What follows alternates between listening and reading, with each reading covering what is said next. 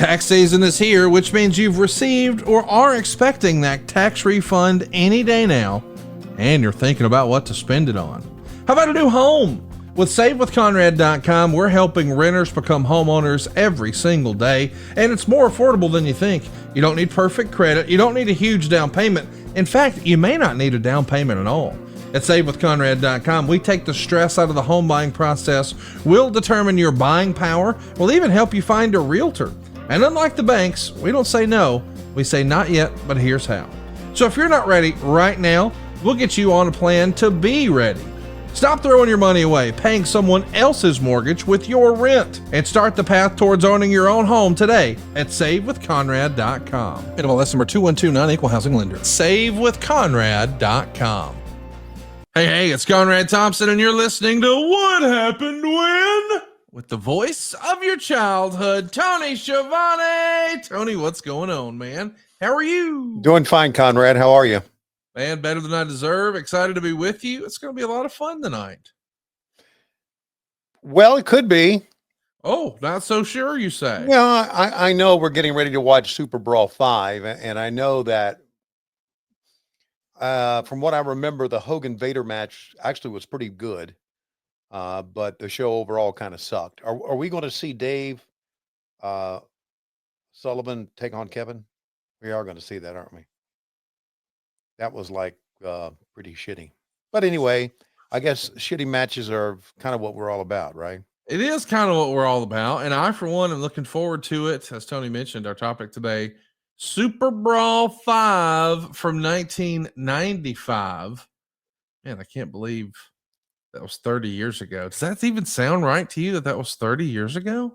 Well, it doesn't feel right, but I guess it sounds right.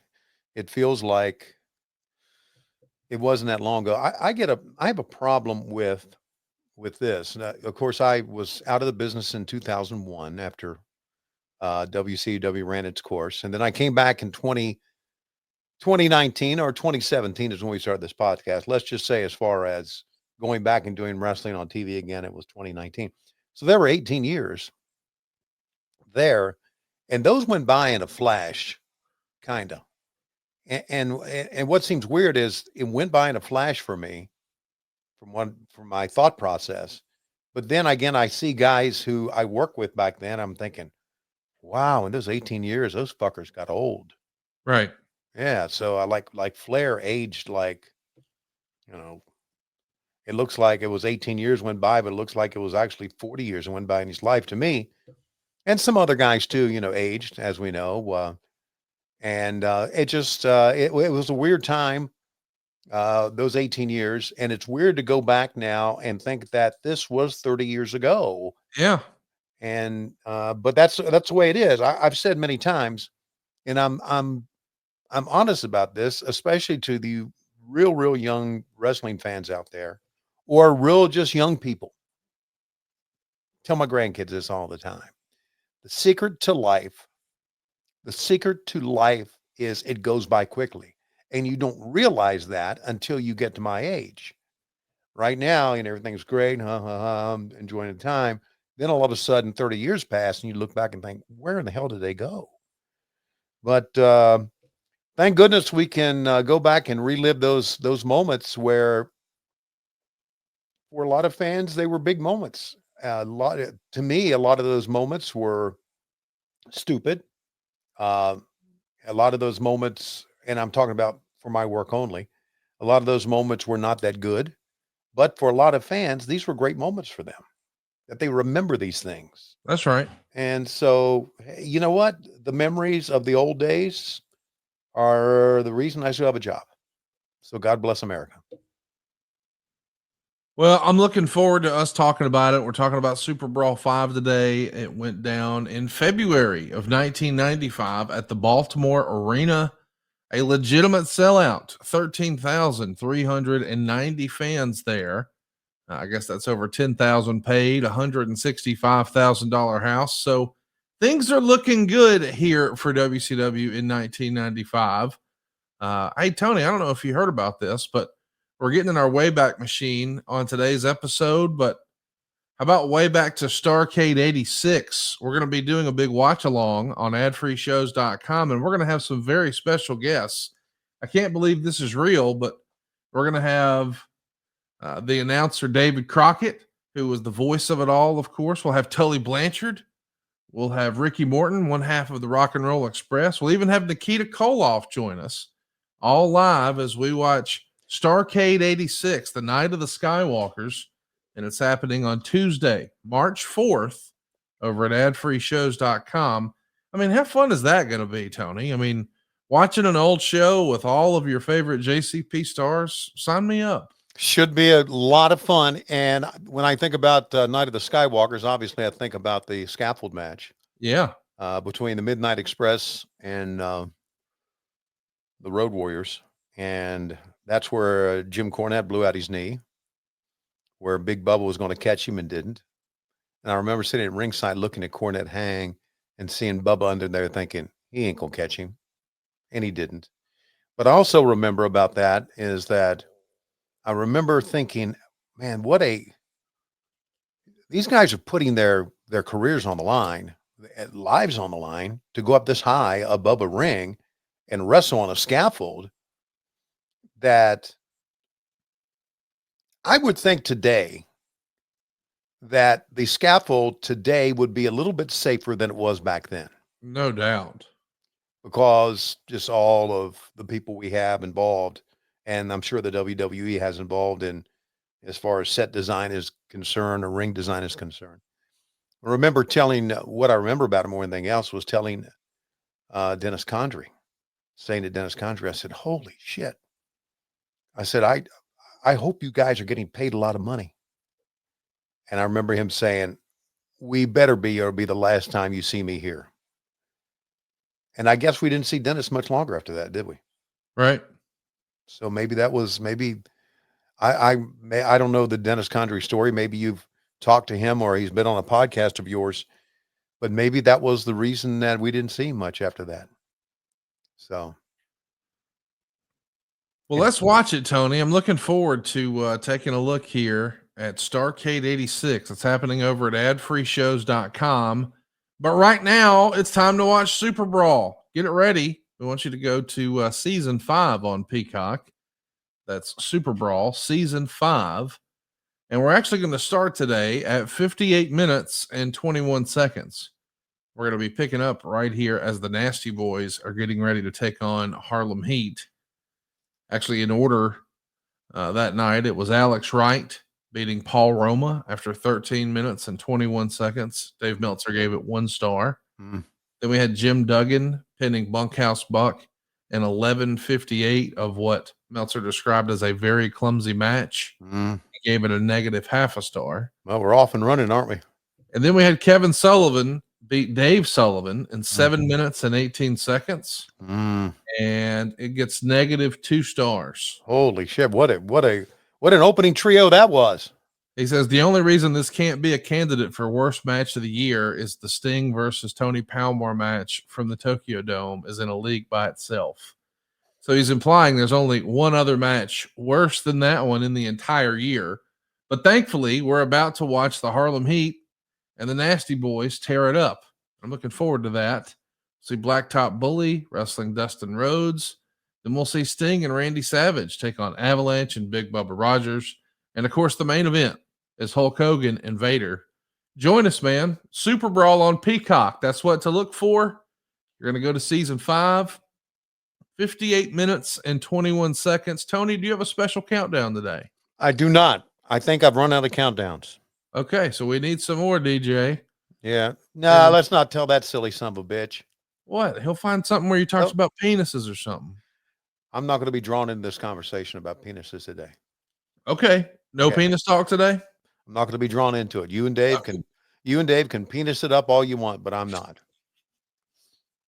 You're more of in a vagina mood today? Yeah, I'm not. Nope. No sex talk. None. What about a boobie? No, I'm not going to bring this podcast. Can't even talk about boobies? I'm not going to bring this podcast down. Okay. But I like boobies. See my dogs. Aren't they great? Are you going to give us the fucking countdown, Tony? We're trying Okay. to watch wrestling here. Okay, here we go. Everybody ready? Booby. Put your mouse on your pointer. In 3, 2, 1, play. Man, I love the Nasty Boys. Yeah, Can you sing your theme song? Do you remember it? Nasty Boys. Dun, dun, dun, dun, dun, dun. Was that it? It's pretty close. Dun, dun, dun, dun, dun, We're the dun. Nasty Boys. That's very good. I remember that now. We're the boys. I always liked Pity City. I thought that was pretty cool. Boys. We're in Baltimore for this. Yay. And if I recall, we had a very good crowd. Well, we always had good crowds in Baltimore. Was anybody doing candle penises in 95, or was that played out by this point? Okay, so I'm not getting into this talk. Okay. No, I mean, Kevin Sullivan did it there. We've talked about it on the show. I'm just wondering, was that before this or after this? I have no comment on that because that's going to have to be yours. I have no comment. Are you drawing a hard line on penis talk for real? See, I'm not getting into this. I'm not getting into this penis stuff. Okay, Tony, listen, you're right. I'm sorry. Let's try to be professional and let's try to be serious. So, Tony, I'll let you tell everybody about our great sponsor, Blue Chew. Hit it, Tony.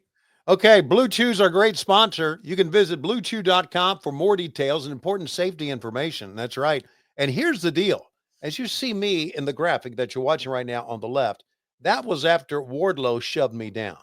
And it just so happened I was wearing a blue suit. And it just so happened that I have blue hair, which does not mean I have gray hair, but I have blue hair because I have a blue light on me right there. But that has nothing to do with Blue Chew. That has been our number one sponsor since the inception of this program, right?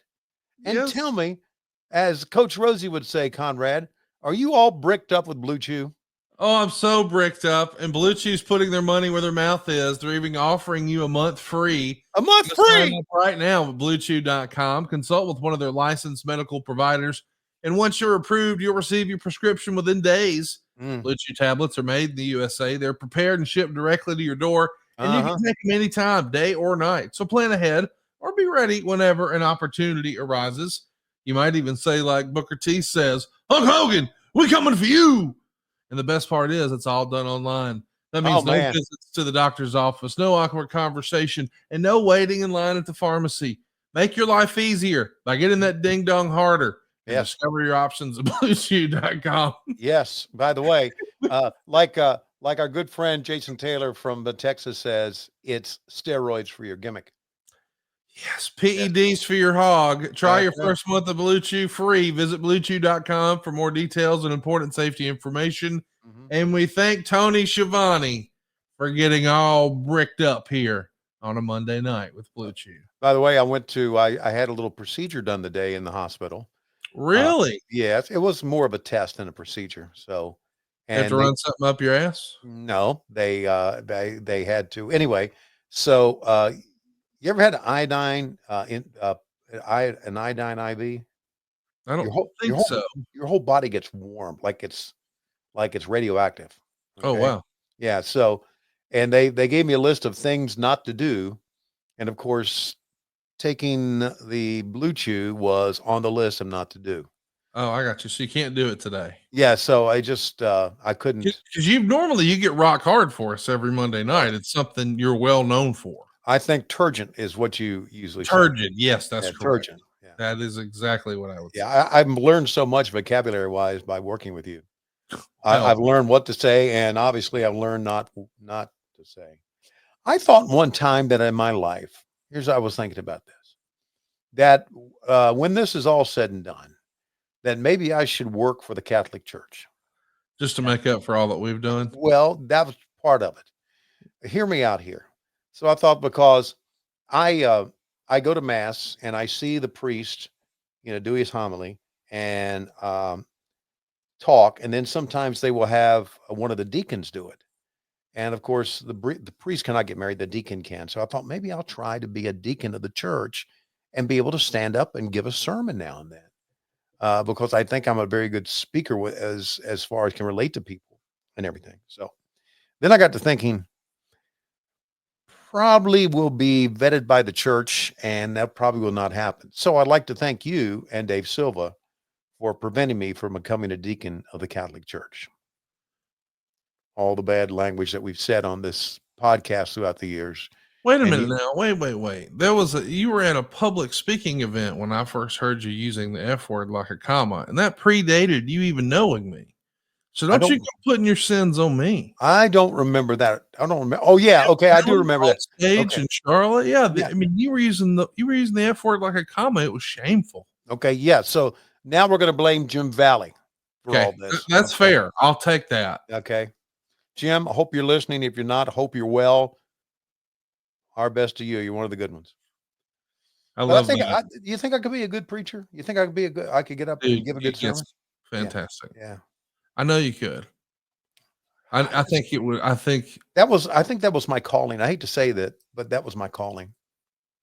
There's still time. You could still do that. Yeah. Okay. Anyway, that's what was my thought. And it's odd that I would talk about the Catholic Church and priests and religion while the nasty boys are in the ring. Nasty. Well, especially right after you did that fabulous Blue Chew read. Thank you very much. I mean, you're like BlueChew.com. So listen about Jesus. Okay, yeah. Whoa. Pump the brakes. Those shouldn't touch. Don't ever knock me doing the read unless you prompt me to do the read beforehand, so I can call up the damn copy. Okay. It was only a rib because you kept saying you're not talking about dicks, and I was like, yes, you will. Blue Chew. Tell them about it. If you wouldn't have said I'm not talking about dicks. Yeah. I'd like to say hello to everyone, and I would also like to say hello to all my friends out there who are with us here live. I mentioned Jason Taylor and Coach Rosie's here. James Okorai is sobered up for the first time in a long time, so he's here with us. Rajiv is here with us. Rajiv, I'm sorry I can't hang out with you in Sacramento, but that's the way I do. And even Coach Rosie said, hey, when you come out for the Double or Nothing pay-per-view, and so I'd like for you to have dinner with me and my wife. I fly in the day of, I go to the arena, do the show, go to the hotel and fly out the next morning. So I really don't have much of a chance to hang out. Even when we were in Australia, I'd only had like a day to hang out because we kind of lost a day in the air. And so I really just, that's how I do. I don't really spend time in the city. And someone told me one time, said, oh man, you get to travel all these great cities. I'm sure you're really enjoying it. I said, I see the airport, the arena, the hotel, the airport. That's what I see. So it all kind of looks the same to me. So there. Hey, let me ask. Thank you, Coach. Thank you very much, buddy. Go ahead. Well, I was just thinking about, the way you've been traveling. Mm-hmm. How many miles do you think you're logging now? Are you logging more miles now than you did in WCW? Well, I bet you are. Yeah, I think I am. Although I'm not, because I don't know. I have 1 point on Delta. I have 1.7 million miles on Delta right now. And I think when I started AEW, I had like a million miles. Well, I was a million miler already. So I'm getting close. 700,000. Yes, I'm getting close. Right. Wow. Yeah. And of course, we're going to be going to London again, and we're going to go to Australia again next year. And hell, who knows where we're going to go? I mean, we got a lot of West Coast coming up. Month of March is just loaded with West Coast trips. So we put a lot of miles on there. Of course, back in the WCW days, I didn't always fly Delta, if I recall. So, but I fly Delta exclusively now. So that's all I can say about that. Hey, so what about this match going on? What do you think of this match, Conrad? Two of my favorite tag teams growing up, and how do you not love this Kenny Powers looking referee here? I mean, Nick Patrick, he's probably at this point y'all's Earl Hebner, at least to me in WCW. Would you agree with that? Yeah, I agree with that. Absolutely. What do you think of all-time great? We'll call it JCP/WCW referees. I know you would include Tommy Young. He would be number one. Finish out the rest of your Mount Rushmore. Like, give me 2, 3, and 4, Tony. JCP referees? Or WCW, just Okay. all your Turner time. Okay. Well, Earl Hebner and wow, let me think. I've got to go through all of them now. And Brian Hildebrand was a good one too. Yeah. Sonny Fargo from back in the day Wow. was great. Um, we had another one back in the day called Stu Schwartz. I wonder what happened to Stu Schwartz. He was a JCP referee. But yeah, Nick Patrick's got to be number 3. So why exactly do you hate Charles Robinson? I don't hate Charles Robinson. Okay. So you just said name 3. Charles Robinson, if you would go further than 3, Charles would probably be number 11. I mean, he is one of the all-timers. I mean, think about what a career that dude's had. Yes. He started with y'all in what? Probably like 96, Right. maybe 95. Right. It just shows you what Botox. Golly, Yeah, dude. shows you what Botox can do, man. Oh, you think he's a Botoxer? Oh, for crying out loud. Oh, I don't know.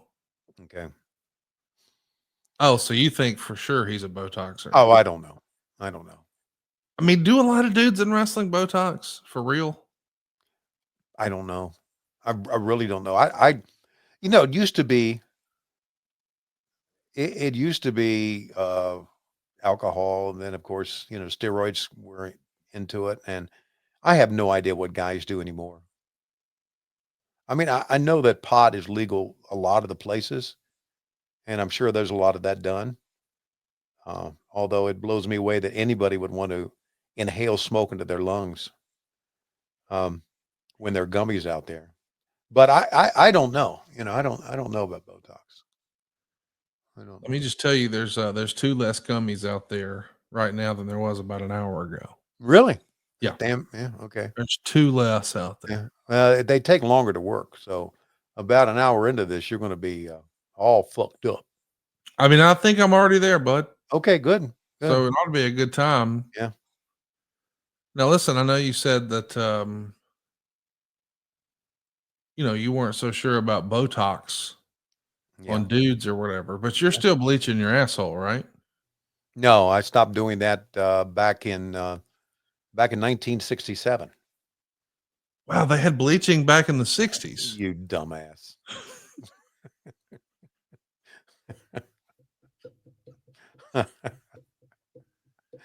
Oh God. Hey, who do you think would win in a shoot fight in the Harlem Heat and the Nasty Boys? If this was a real fight, Wow, it's hard to say, man. it was a real fight as tag teams, Yeah. which team wins in a shoot fight? It might be Jerry Sags. Oh, you think he's last man standing? Could be. Yeah. It depends on in a shoot fight, it depends on what you're willing to do, right? How dirty you want to get. I don't know. I mean, Stevie Ray was a pretty tough kid. They all were tough guys. Listen, gee whiz. I'm going Harlem Heat. I think the Harlem Heat whipped that ass. Also, you're saying 2, you're not saying 1. Oh, yeah, yeah. I was talking about a team, but Okay. individually, I'd say Booker T individually. Yeah, okay. Yeah, you might be right. I'm just saying, Booker had been in a lot of real fights in life at that point Yes. after Right. his previous story. Sure. Sure. Yeah. There you go.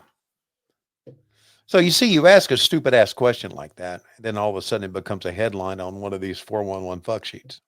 All right, man, I'll let you drive, I'll just fucking shut up and listen. No, just take another gummy and just run off at the mouth. All right. Okay. Jordy, are gummies legal in Alabama now? Yeah, bud, I don't have I'm not talking about drugs on a podcast in front of everybody. Like, not gonna be on here admitting crimes on video, cuz.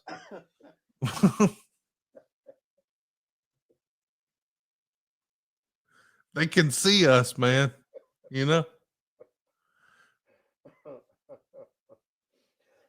Well, anyway, regardless if it is legal or not, it's becoming legal in more and more states, as you know. Hell yeah, it is. Yeah. Even legal in my home state of Virginia. That kind of blew me away. I went, what? Yeah. Really? Gee whiz. So, once the different governments realize how much money they can make off of it, they'll all succumb to it. Watch out, Sister Sherry. Boom, Let me ask you about Sister Sherry. boom. Where, I mean, when you think about all-time great female managers, Oh yeah, where does Sherry rank? she's number one. I think so too. Yeah. I don't even think there's anybody close. Oh, I agree. Absolutely. And unfortunately, her life ended uh, way too soon.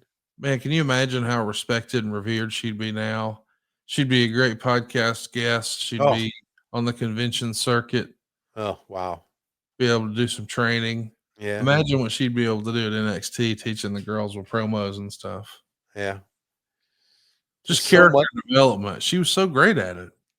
Thanks to nostalgia and all these different quote unquote comic cons or wrestling conventions. People back in those days, if they were still alive, could make such a good living. Oh yeah. Yeah, they really could. And I agree with Sherry. I think she's the greatest female manager of all time. Yes. Have you seen the? By the way, have you seen the trailer for the Mildred Burke? I have. Yeah, we've watched it a few times on JR's podcast. Yeah, I can't wait to see it. I think it comes out on March 7th. right, As I understand it, this Thursday there is a screening in Nashville that Jeff and Karen Jarrett are going to host. right. As I understand it, Mick Foley's going to be there too. I think Camille, who's in the film, will be there. So it ought to be Okay, a pretty cool event. It's happening this Thursday. right. But I think it'll be in theaters everywhere on March 7th. And my wife and I have already discussed it. We're going to see it the day it comes out, man. I'm Oh, pumped. I can't wait. wow, very cool. It looks good. It It really, looks really. great. I like a movie or even like a television show that goes back in time. As they say, period pieces, things like that. I think that's very, very cool. So, and of course, that was a great time. No doubt. It was a great time in wrestling. So I'm glad to see that. I really am. Um, these two teams putting in some time here. Yeah, they are. This is a pretty long match. It actually did pretty well, though, when you look at the readers of the Wrestling Observer. They had it as the third best match of the show. Oh, Only the Sting match and the Vader match did any better. So a lot of votes for this one. And when it came to the actual match itself, Dave gave it 2 stars, but it did go 17 minutes mm, and 7 seconds. mm. And thus you're seeing a rest hold right Mhm. now, so they can regroup. That's teamwork right there, guys. But it does. You've noticed? I just noticed this. I don't think, did we show him? Did we miss him? There's Ming sitting at ringside. Do you know that? Yeah, how cool is that? That's got to be a storyline that we failed to pick up on. Yes. How about us, huh? How about Well, this maybe company? maybe you did on commentary, but we don't Yeah, recall it here. yeah, but there's a wide shot that I'm seeing right now, and then he's just sitting there stoic. And why not take a shot of him, you Yeah. fucking dumbasses? Well, anyway, 30 years ago, water under the bridge, baby. Water under the bridge. Water under the You ain't got to get hot about it. bridge.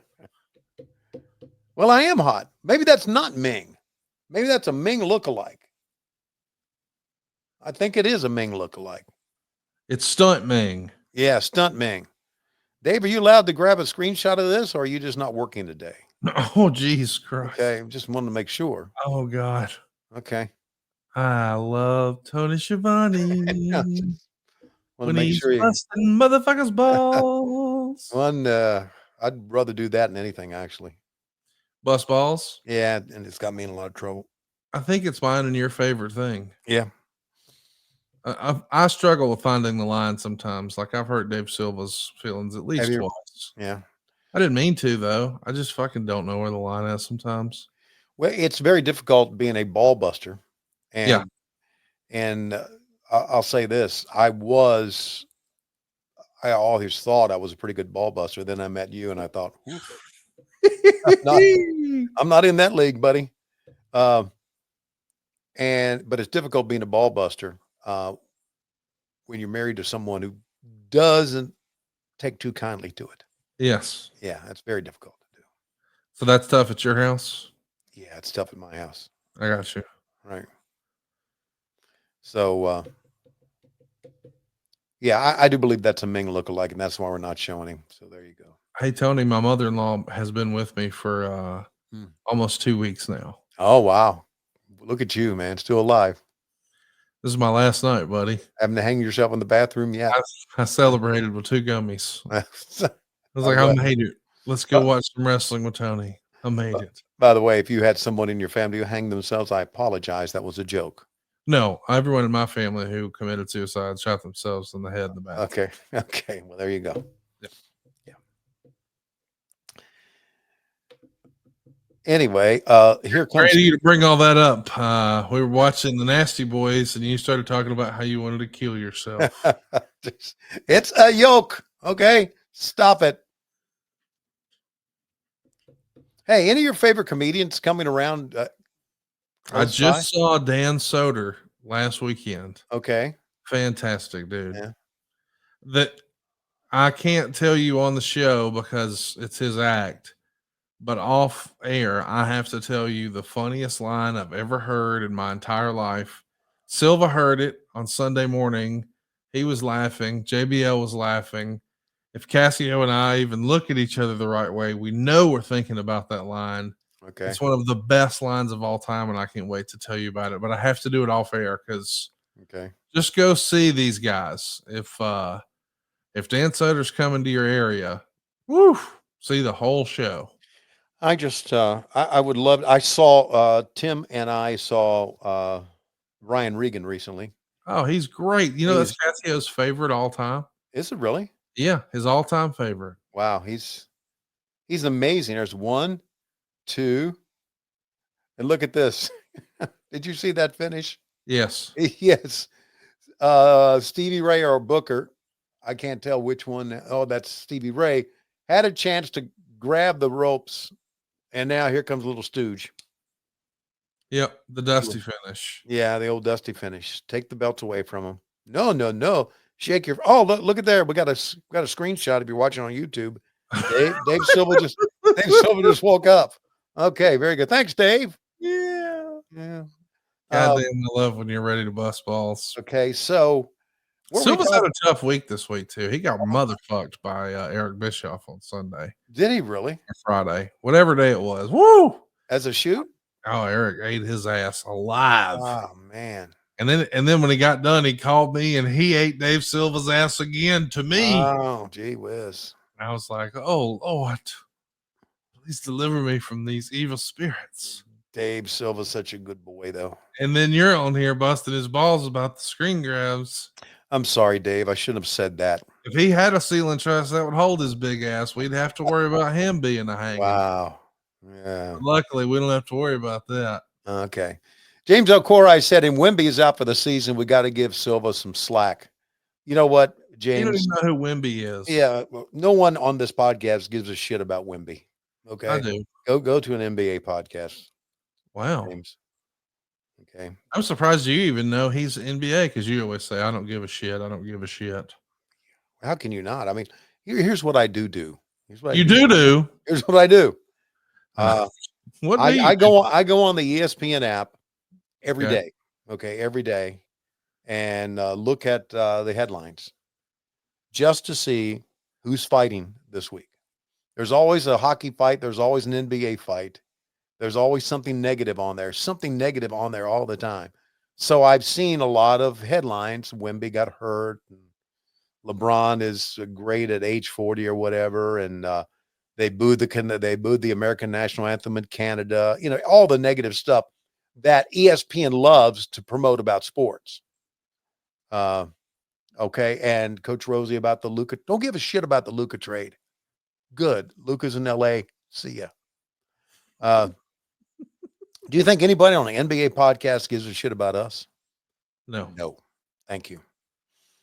Me and Gene looking good with them glasses too right now. He's the man. God, look at that. Look at that tan. Holy dude, he's tan enough to be champ right there. Boy, he really is. And you know what? And he can just take his time and self shit and oh man, couldn't do that today. No. Get to the interview. Okay. Faster. Yeah, exactly. I mean, Excalibur has to rifle through it sometimes. Oh. It's almost comical how fast he has to go. It's not almost comical. It is. And It's micro machines. a lot of times after he's done, I'll just pat him on the back. Boom, boom, boom. Oh, yeah. Sting and the Macho Man. What do you think that Sting saying? Oh, Sting say, well, have you seen me lately, Mean Gene? Have you seen me lately? Well, he's not even talking now. Sorry. Have you seen me lately, Mean Gene? Have you seen that I've got a gray beard? Have you seen that I've turned into an old son bitch? That's exactly right. Take a look at this. You see on my chest? That's a scar. That's an absolute scar where they implanted something in me to try to make me be younger, longer. And guess what? Have you seen me on TV? It ain't working at all. I'm just an old son. Oh, I can't cuss because I'm religious. I'm just here speaking of the Macho Man, Randy Savage. Oh, yeah, I'm dead. I'm going. Okay. And well, he is. I mean, I'm doing Sting in real life, right? The current Sting today, Macho Man said, I'm coming back. No, I'm dead. See, walk out. Oh God, no. Oh my God. Don't go. Oh my God. Oh my God, you son of a bitch. You're the worst at this. There I go again. See, I'm going to hell and walk back to this time. I'm going to walk back. I'll be in purgatory now. And I'm going to heaven right there. There, go walk back again. You can't decide, where he's going to be. We talked about this before, but Macho Man was the fucking best. God almighty. There was nobody like him. Nobody. And I'm not talking about just a worker. I'm talking about a pro. Sting's still alive. The idea that I'm just walking by, I'm dead. He went to the right, he went to heaven, he went to left, he went to, to hell. You just never know. Announcing as you cruise through, I'm dead. Look at me and Heenan. My God. Holy shit. Oh, I'm hurting. You know what I'm thinking here?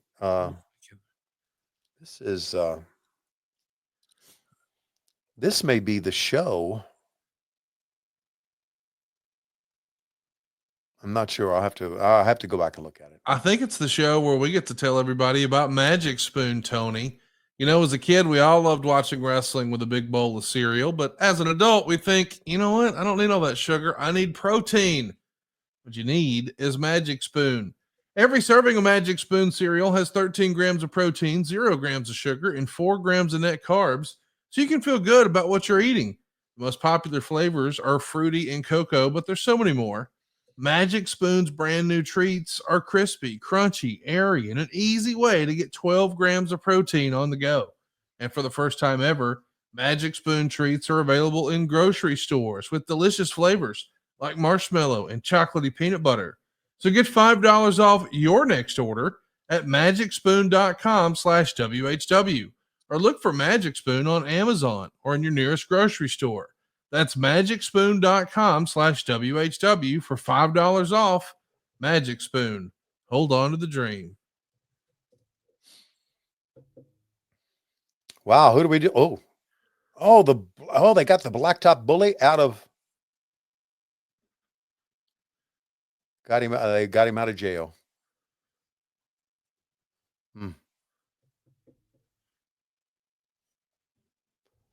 Oh, this is leading. Do they have? Okay, this is not leading up to that the truck match.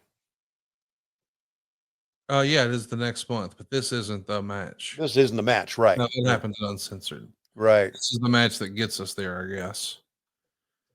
Hey,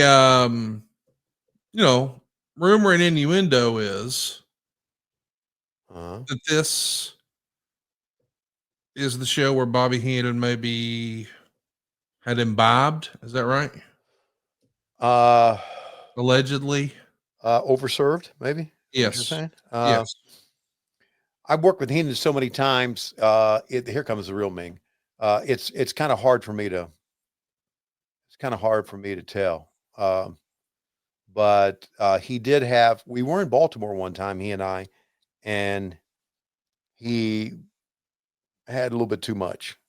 I'm not so sure this is the show. And of course, the famous one is Road Wild or Hog Wild, one of those Yes, two. the outdoor one. Yeah. But he was here too. Not necessarily here, but yeah, this could be it. But we powered through it, right? Let me ask you, on a show like this where they did the main event live as like the pre-show, I know that's supposed to be a fun idea as to, let's do a pay-per-view pre-show. And you're talking about the show called The Main Event. Yeah. So it was Yeah. called the main event, Right. and you could watch it, and then immediately when the show was finished, the pay-per-view would start. Right. So it was a last minute infomercial, if you will, to sell Okay. pay-per-views, but you would have matches on there as well. Was that an added burden on you and production when you did it like that? Because now you had to do a TV show and a pay-per-view, or was it just a longer day and there was really nothing else to it? Yeah, just a longer day, nothing else to it. Everything Okay. was in place, right? Yeah, there was nothing to it except, making sure the show timed out to where the pay-per-view started. So there was nothing to that. It was okay. And of course, it's kind of the forerunner of the pregame shows we see now, right? Yeah, the 0 hours and You're whatnot. right. Yeah, absolutely. Which Speaking is of which, we got one of those coming up, don't we? Where's the next pay-per-view at? Where's Revolution? Los Angeles, March 9th. Oh, that's right. Yeah. Yeah, in the Lakers arena, by the way. By the way, where Luca plays. Oh, yeah. Well, who gives a Wow. shit? This ain't a I basketball don't. I podcast. don't Do exactly. you think they talk about us over there? No, they don't. There you go. There you go. I'm glad that's my stance on all this. Uh-huh. Me personally. Yeah. Man, what'd you think of this version of Haku? I love it. The mobster Haku. I mean, he looks like Yeah. he's right out of a movie. Like he could have been the heavy in a Bruce Willis movie. This was the Haku I would have had if I'm Eric Bischoff and I'm running the company. Yeah, he's in the room with you. This is a Haku's in the room with me all the time. Yes. Not saying anything, just being in the room with him all the time. Yeah. Because you wish a motherfucker would. His reputation preceded him. Yes. Nobody fucked with him. Hell, I bet you nobody would fuck with him today. That's right. Yeah. Ain't no doubt of that. Yeah. How about Barry Darsow? How about it, man? I don't know if you saw, but he and Bill Eadie finally signed a Legends deal with WWE. So there's rumors that if not this year, certainly next year, you got to think they're going in the Hall of Fame. A lot of fans have wanted it for a long, long time, but Eadie had sort of a hokey pokey relationship with WWE. A lawsuit settled many years ago, and this was a lot of bitter, hurt feelings, but maybe those left when Vince did. What do you think about the idea of Demolition being in the WWE Hall of Fame? Are you for it? Absolutely. It's a crime they're not in it already. Yes. See, and that's what pisses me off about that Hall of Fame. If you deserve to be in the Hall of Fame, I guess it happens with every Hall of Fame, right? I guess the Baseball Hall of Fame, football, whatever. There's always people that are against you because they don't like you or they had a problem with you, even though you may have deserved it. And that's what I had a problem with the Rock and Roll Hall of Fame.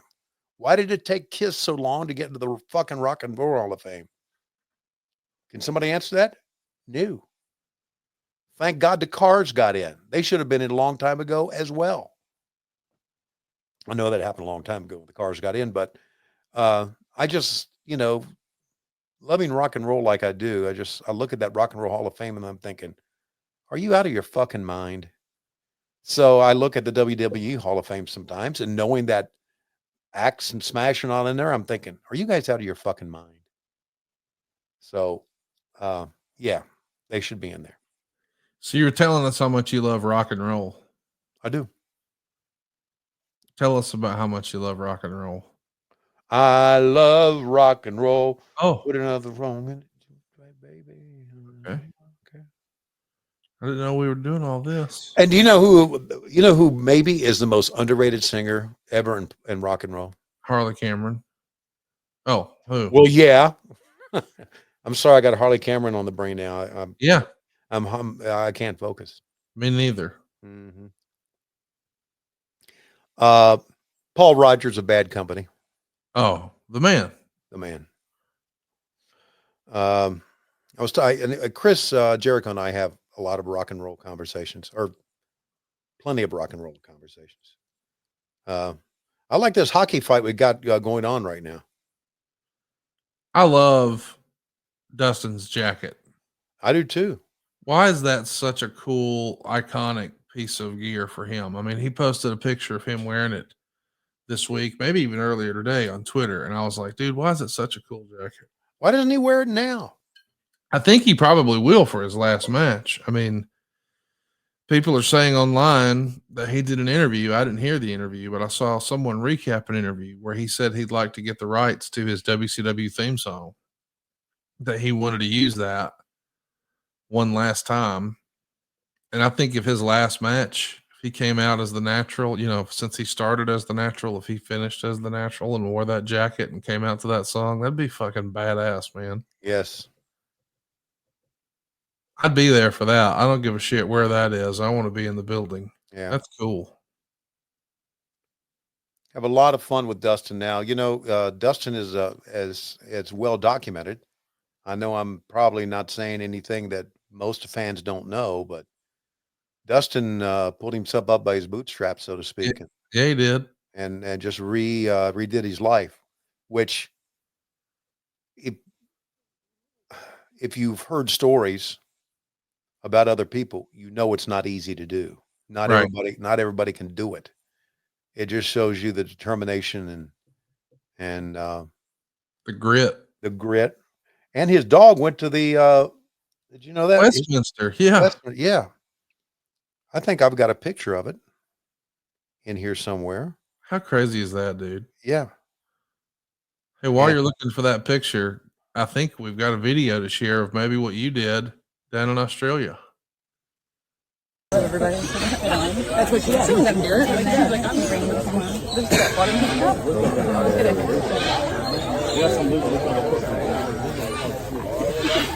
There you go, fuzzy bear. Oh, it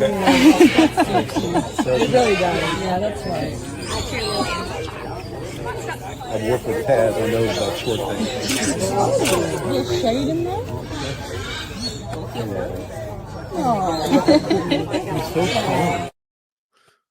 Lois doesn't hug me like that. So does Lois know that you gave her chlamydia? It's funny. They had first of all, let me explain. I think most of you know this by now. If you follow AEW and what's going on social media, we were guests of the Irwins. Steve Irwin, the crocodile hunter, built this basically zoo in Australia. It's called the Australia Zoo. It's outside of Brisbane, about an hour outside of Brisbane. And we had a private tour, and I don't know if you noticed, there was a guy with a snake, and you could hold the snake, which I didn't. And you could hold turtles and lizards and koalas. And they took us back to they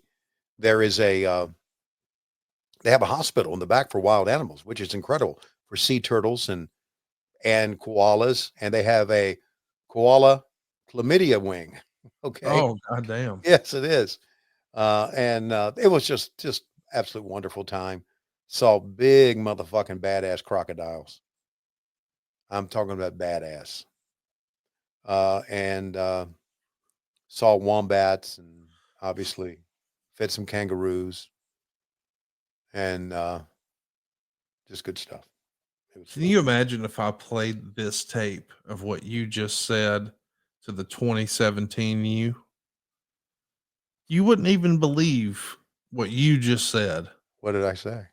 Well, just that you went the idea that back in 2017, you'd be saying, oh, last week in Australia, I held this and I did this. And right. Yeah. It's such a surreal, yeah. Like, you realize that wrestling took you to Australia and afforded you the opportunity to get chlamydia in the cutest way possible. Yeah.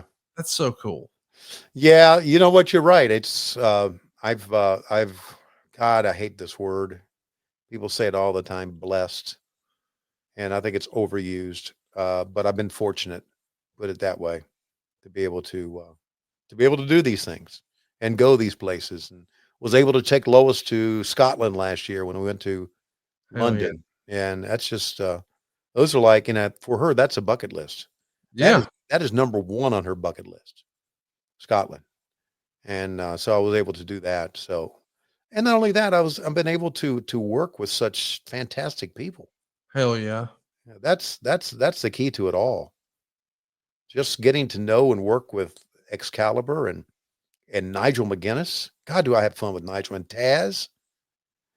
We watch all the ECW shows here, and I remember you and I talking about Taz, and I was saying, that's one bad motherfucker right there.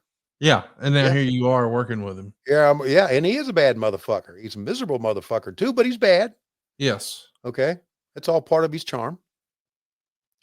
Got to work with Brian Danielson. Holy shit, John Moxley, Claudio. Get to see kids begin their career and do well, like MJF, who can kiss my ass. Everybody's ass. Yes. Harley Cameron, get to see her career begin. Roll Get to be a part of their career's beginning. Yeah. Talking about them on TV, trying to help put them over and trying to say good things about them. Just all good stuff. Being able to work with Renee Paquette. If she's not the best that's ever held the mic, I mean, she's in Gene Okerlund territory. She really is. I've been very fortunate. I really have. And then seeing an old fucker like Dustin every week is a joy too. Speaking of a joy, let's see that motherfucking dog. Yeah, there he goes. Beast. It's a big boy right there. Madison Square Garden. He won the working group, I think, didn't he? I should know if he won. I'm not so sure, but that's him, man. At the Westminster Dog Show in Madison Square Garden. How about that? Think about all the roads that have worked MSG now. Exactly. Dusty, Cody, Dustin, Beast. and Beast. That's good. Yeah, that is really good. I think he did win his class. Yeah. That's awesome. Yeah. Good for him. And of course, Dustin, like me, we're big time dog lovers. And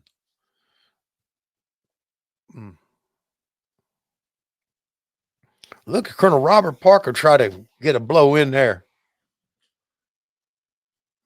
Where does Dustin rank, do you think, on your, all-time WCW people? Like when you think about the people who were really critical to WCW, I mean, even though I know he wasn't there at its peak, I still think of Dustin as being like one of those foundation guys for WCW. Is that weird? Well, let's list some guys. And those watching along with us maybe be able to help. Ric Flair. Of course. Okay. Hulk Hogan. All right. Vader. 3, yes. Macho Man. 4. Sting. No specific order there. Sting. 5, yes. Luger. 6. Booker T. 7. Benoit. 8. Okay. Eddie Guerrero. 9. Dean Malenko. 10. Chris Jericho. I mean, obviously you can mix these. Jason Taylor just said Rick Rude. Good job, JT. Hang on now. Are you saying all of these are ahead of Dustin, in your opinion? No, I said in no specific order. Okay. Yeah. Okay. Coach Rosie put Disco Inferno in there. Coach Rosie, you can go fuck yourself. I knew where you were on that one. Okay. Let's see.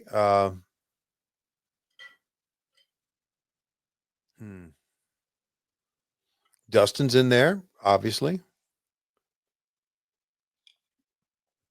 Ricky Steamboat. Wow. See it.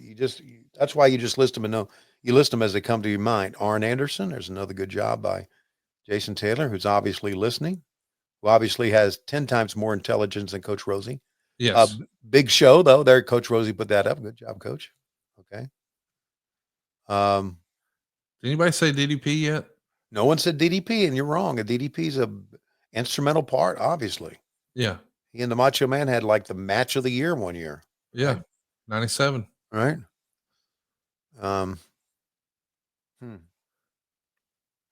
Are we missing anybody? Hall and Nash, obviously. Oh yeah, of course. Yeah. Did we say Mysterio? No, we did not say Mysterio. We talked around him though. We said Dean and Yeah. all the other cruiserweights. Anybody say Goldberg yet? No one said Goldberg, and no one said Kevin Sullivan yet. Wow. Yeah. There's a lot of fucking talent. You know it? Boy, you're not kidding. Not a lot of talent. That Jeff Jarrett. How about that? Coach Rosie, after going into the mud head first, pulled himself out. Who would have thought that Jeff Jarrett would have had the run he's having right now? I mean, I think it's probably even surprising Jeff, if we're honest about it. Really? I mean, when I met him, dude, he said he was never going to wrestle again. Yeah. Like when we started our pod, that was the way he spoke. Like his in-ring days were over. Yeah. And now look at him. That's crazy. Have you talked to him lately? Because I haven't really talked to him. He hasn't been around in a couple of weeks. Yeah, I recorded with him this morning. Okay. Is he all right? Oh, he's great. Been going to all of his daughter's basketball games. And well, he is that age. Pretty soon he's going to be going all to his granddaughter's basketball games. Isn't that going to be crazy? Yeah. Pop, Double J. Yeah. You know, that's weird. You know, so you go over to some, you know, as a guy dating a young girl, you go over to, you know, your girlfriend's dad's house and maybe he's sitting on the front porch with a shotgun or right. Maybe he's whittling a stick. Right. You go over to Double J's and it's a guitar and you know what's coming. The El Kabong. Yes. Yeah. So yeah, there was a lot of talent.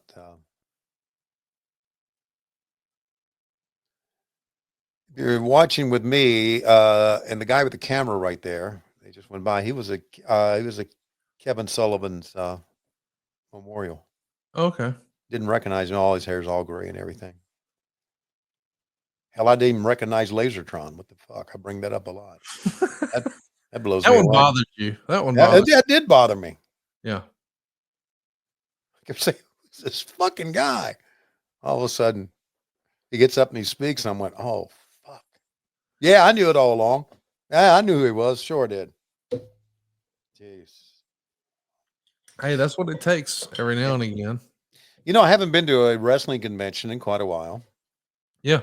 And of course, our show on Saturday night is kind of taking me out of that loop.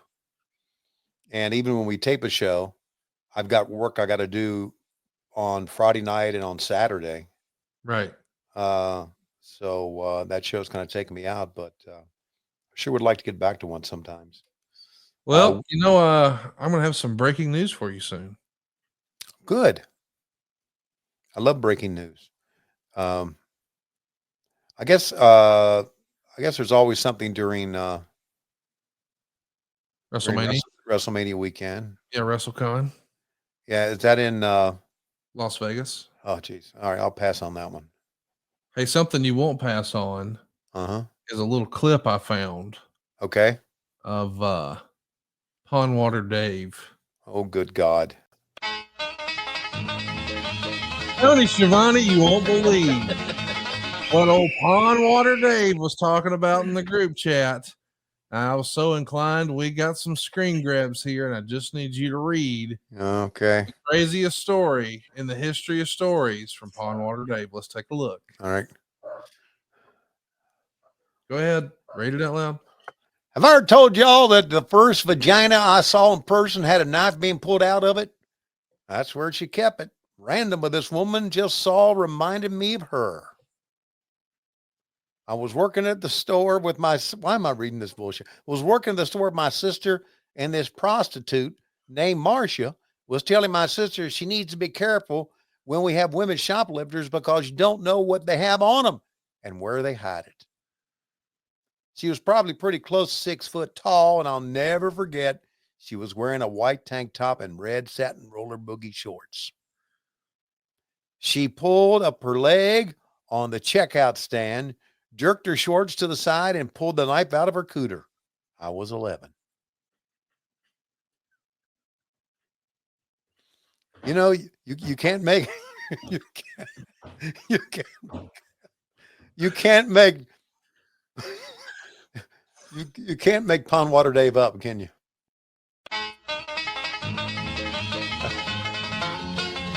Pulled a knife right out of her cooter. I was 11. I was 11 is the greatest fucking punchline of all time. Because you just have where did that come from? Just an all-time great story. I'm so happy.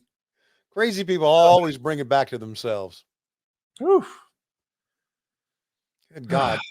He actually put this on a podcast or something? No, that was from my private group chat. I just outed him. Okay. Yeah. Let's play the Pond Water Dave song again. One more time. One more time. Let's go. Now it's time for Pond Water Dave and his Cooter Adventures. That is so great. I love it so much. Oh. Obviously, it went handle first. You got to think. He could cut your hand pulling it out. That's what she said. Let me ask you a question, Tony. When was the last time you had like a poop incident at work? Oh, or just traveling? I think it was back when I worked for WSB Radio. It's been a long time. Yeah, right. Wow. But listen, the point is, it's happened to all of us, and I think Silva's got a little video for us here. I fired it without clenching my butt when it all of a sudden turned into a turd. Whoops! This is the last time I'm bringing this story up again. Okay, it was in the early 1980s. I'm downtown. I'm walking. I'm farting. And all of a sudden, I'm feeling a turd starting to approach my ass. And I didn't clench in the middle of the fart, and it ended up coming out of my ass. And I figured, okay, now that it's coming out of my ass, I might as well push it out of my ass. So then I grabbed the wall, and I pushed it out of my ass. It crawls down my pants, okay, and I shook it out of my leg, and then there's this big, long, hard turd. And I tried to walk away from it. But it kept calling me, saying, "Hey, well, you can't leave me here." It's like that's what the turd was saying to me. So I just said, "Fuck it." And I picked it up and I walked around the corner to Haagen-Dazs, and the manager of Haagen-Dazs just nodded his head towards the bathroom. And I says, "I know where the bathroom is, thanks." The place stopped business and everybody froze when they saw me walk in there with the turd in my hand. So I walked to the bathroom, I dropped the turd in the toilet, washed my hands, I sat down and took a bigger shit, washed my hands again, and then I walked out and I said thank you and I left. What an adventure. What an adventure to document. Huh? Have you ever imagined a scenario where you would barehand a turd? I mean, when was the last time you barehanded a turd, Tony? I've barehanded dog turds many times. Human turds, Tony. No, I can't recall barehanding a human turd. I'm just saying. So if you were at a store and someone walked in with a turd in his hand, a turd barehanded, yeah, I would say, you need to curb your dog better than that. That's what I would say. Who was that? Do we know who that was? His name was Josh. Some shithead? Yeah, some shithead named Josh. Okay. Jesus. Hey, speaking of shitheads, it looks like you're just jibber jabbering here on the pay-per-view. So let me show you this video from a drive-thru. If you Snapchat a picture of your thing to your boy and he screenshots it, who's gay? Sir, for the love of God, please stop coming to this fucking drive-thru. Wow, that's some Alabama shit right there.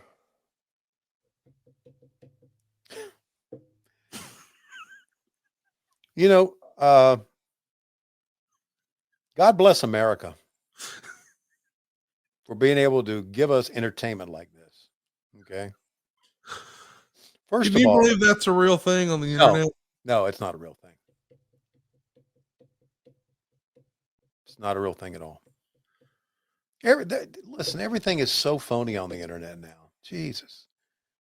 Thanks to AI, everything is so fucking phony.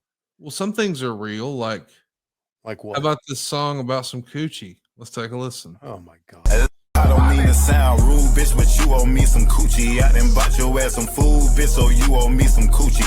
Brung you round in gas, bitch, so you owe me some coochie. Chicken nuggets with the fries, bitch, so you owe me some coochie. You fucking with a winner, bitch, so you owe me some coochie. I took you out to dinner, bitch, so you owe me some coochie. Wow. Again, music has never been better, has it? I will Music- say this: John Lennon never wrote shit like that. Tony Schiavone. He may have written shit like that, but never recorded it. Well, he should have, because that right there, woo, if that don't win a bunch of awards, I don't know what will. That's that's Coach Keith Morrison's theme song, by the way. He's admitted to that here with us. Really? Yes. You know, So here- Dave Silva's. Oh wait, hang on. The Nature Boy's out here with me, Gene. I know. I got to ask you, Okay. what do you think? What do you think Ric Flair's saying here? Oh God. Take a look at the back of my head. This is some great TV, isn't it, Mean Gene? Yes, the back of my head. All right. Well, Rick, let me ask you a couple of questions. When you get older, do you think you are going to promote an energy drink, some pot, or you just think you're going to be a senile old piece of shit? A, B, or C? That is a multiple choice question for a guy like you. Well, Mean Gene, doctor, let me say this. I'm never going to be senile in my life. They may think I am. They may think all the bumps I take in the ring are going to ring my bell too much and I will be senile. But let me tell you this, I won't. Also, there'll be a lot of people that will back me up. Right, Conrad? I'll never be senile. I'll always be focused on what I'm doing. Yes, that's right. We'll have Ric Flair dope. We'll have Ric Flair energy drinks with mushrooms. Mushrooms. That's right. Mushrooms in a fucking energy drink. But here's the kicker, okay? I won't remember. I'm not going there. Thank you very much, Tony. Move on. That's probably what it sounded like, something like that. Yes, it did. James Elkerin's with us, and he says, He's out of his mind, by the way. You do know that, don't you? Being his yes. son-in-law. I mean, he's completely out of his mind. Everybody says the Brood has the best theme, but why does everyone sleep on the Harlem Heat theme? It gets no respect. I know we can't play very long of it, but the Harlem Heat do have a really great It was theme. really a cool one. Yeah. I mean, it's probably one of the better WCW theme songs, I think. Let's take a listen just for a couple of seconds here, because I don't think YouTube will let us play very much of it. Okay. Oh, yeah.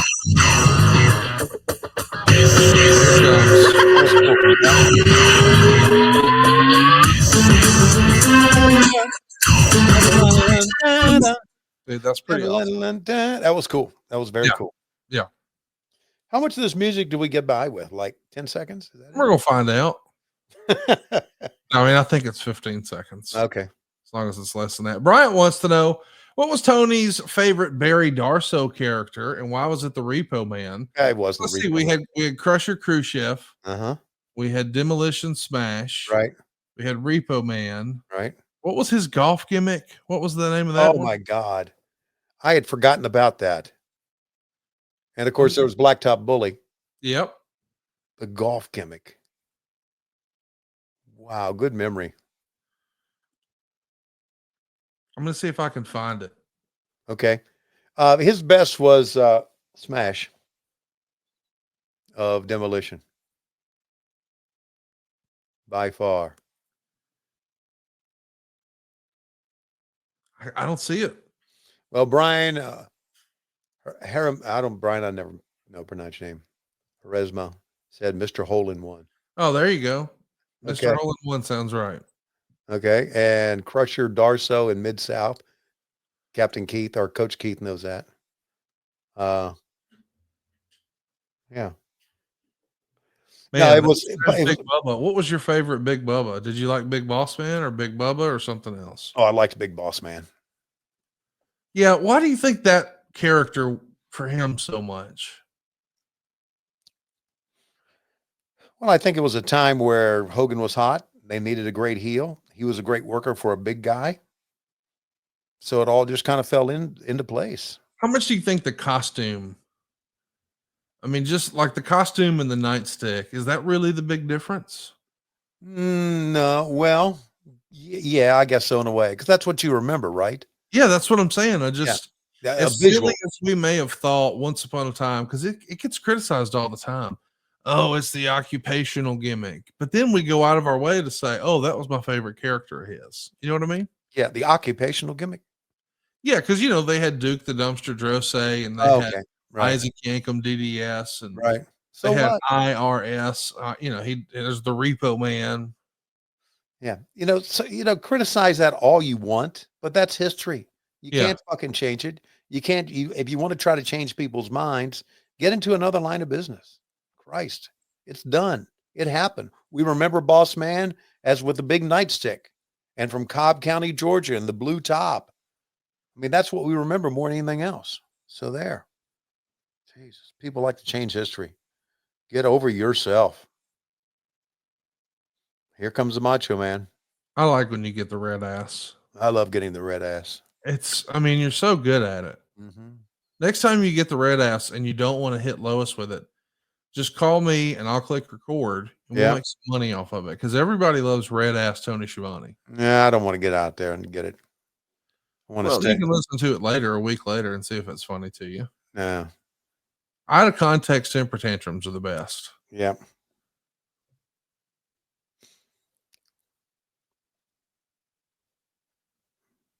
See anything good in the news lately, Tony? No, what's going on?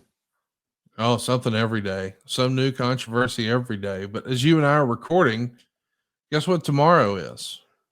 Tuesday. Got to take Lowe's to the doctor. The February the 25th, the birthday of the Nature Boy Ric Flair. Is it really? Yep. The big 7-6 tomorrow. Are you sure it is February 25th? I know for sure. Yes, sir. Okay. All right. You think it's another time?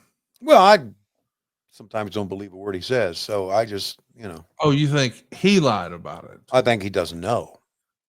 There's a real good chance of that. Oh, look at this. Sonny Ono and with the great Muda without face paint. How about that? I guess he was calling himself when he wrestled. I guess in WCW it was probably always Great Muda, right? Because I know in the not NWA, but over in Japan, it would be the Keiji Muto. Kenji Muto, yeah, yes, Muto or whatever. Yeah, I had a conversation about him today, actually.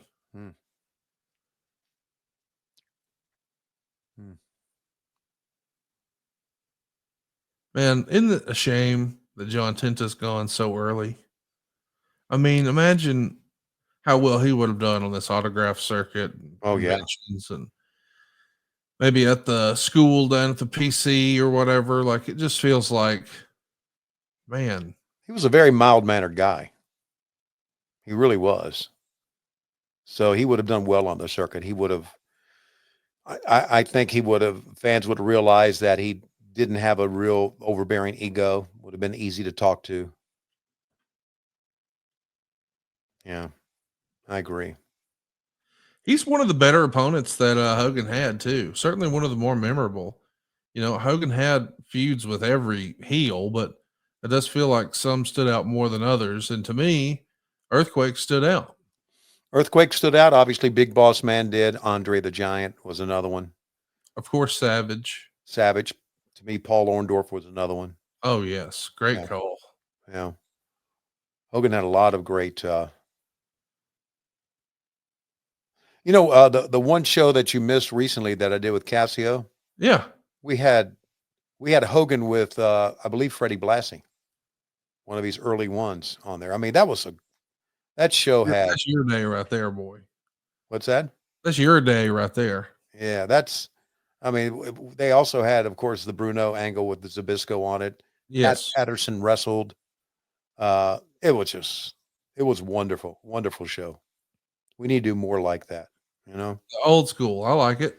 love that old school stuff. I love going back and seeing guys who, like for instance, this was before the Incredible Hulk Hogan, or maybe it was the Incredible Hulk Hogan, but it's before he came the big star, when Bruno was still the man. And it's when when you just had job matches, but people tuned into it because they wanted to see the drama, and they saw the drama with Zbyszko and Bruno during that show. I just love that old stuff. I really, really do. Hey, you mentioned Orndorff a few minutes ago.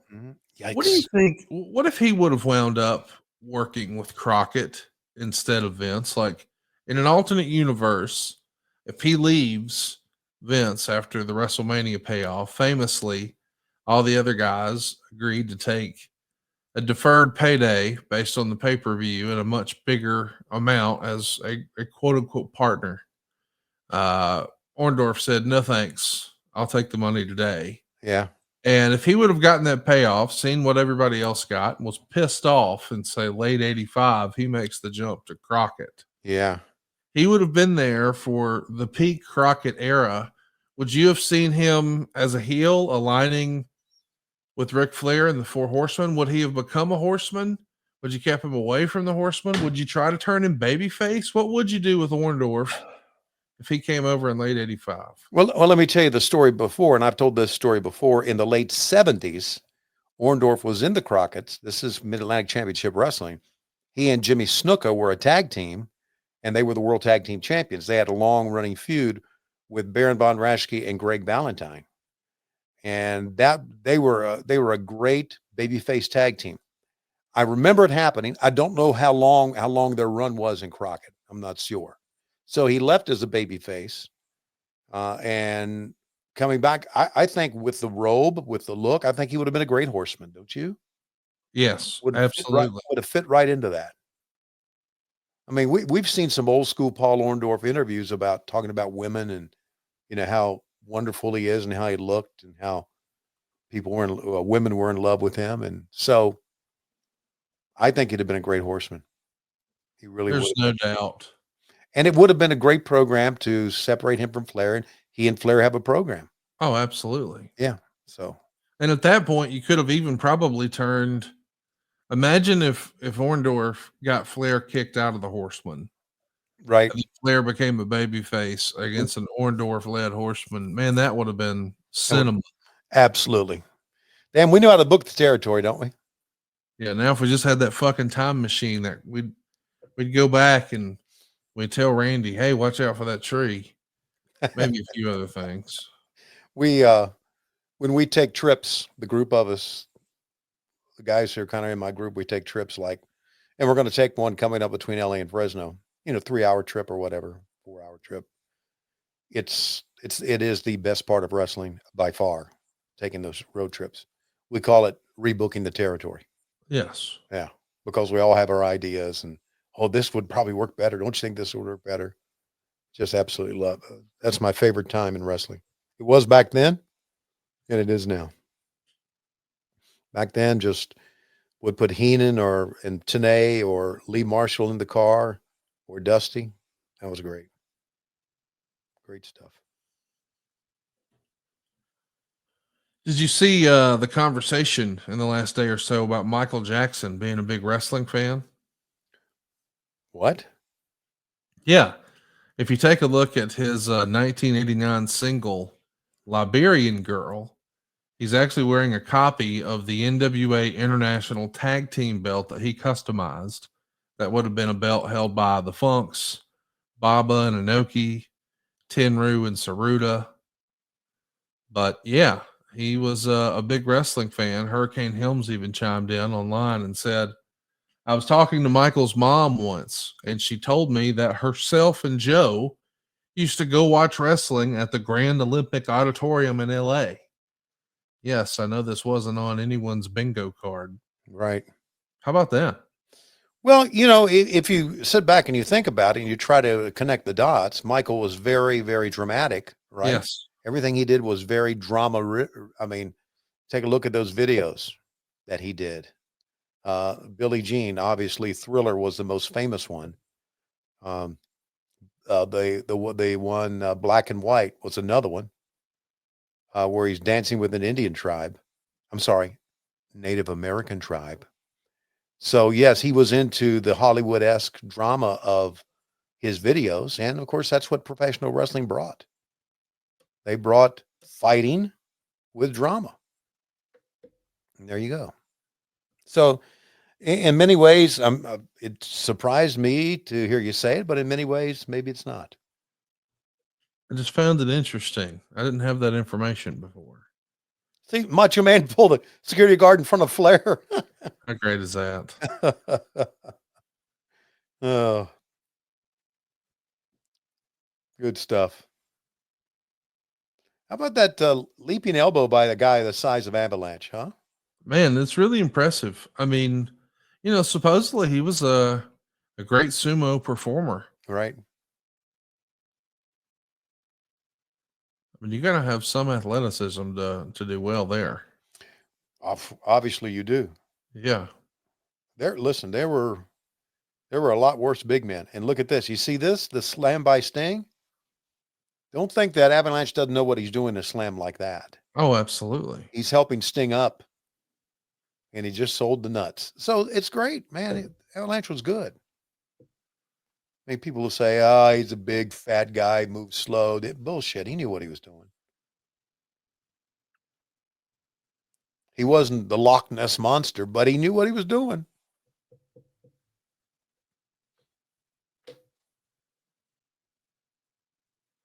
It's so fun to go back and watch stuff from this era, just to think about how much wrestling and even society's changed. I mean, look at the audience. You know what you don't see?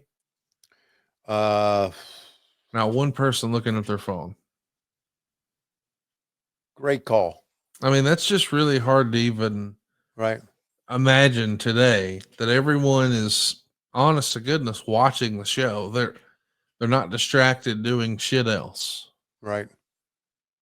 They're eating popcorn, they're taking a drink of soda, they're watching wrestling. It'll never be like that again, Tony. Never, ever.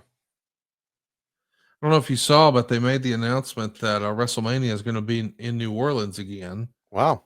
I would love to see AEW do a big pay-per-view in New Orleans once and make it like a week-long event. Like, I think New Orleans and its walkability, and Nashville's probably right behind it.